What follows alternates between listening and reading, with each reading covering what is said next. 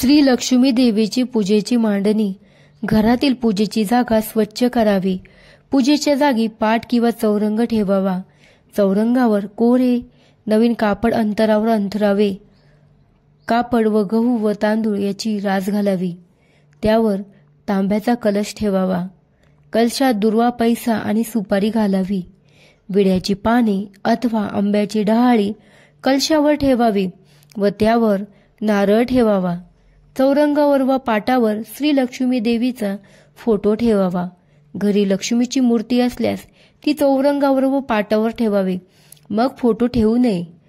मूर्तीपुढे विडा, खोबरे, खारीक, बदाम, इतर फळे, खडीसाखर अथवा गूळ ठेवावा.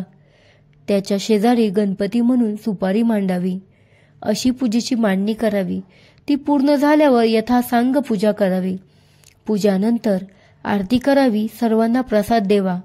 पूजेच्या संध्याकाळी लक्ष्मीला मिष्टान्नाचा नैवेद्य दाखवावा. त्यानंतर भोजन करावे. दुसऱ्या दिवशी सकाळी लवकर उठावे.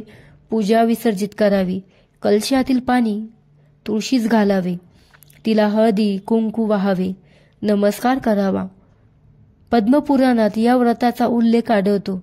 श्री लक्ष्मी देवीने असे कथन केले आहे की माझे हे व्रत जो नित्य नेमाने करील तो सदैव सुखी राहील, असे माझे वचन आहे.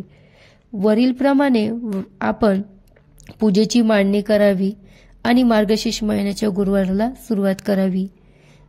व्हिडिओ कसा वाटला नक्कीच कळवावे आणि अशाच प्रकारच्या व्हिडिओसाठी चॅनलला लाईक आणि सबस्क्राईब करावा. धन्यवाद.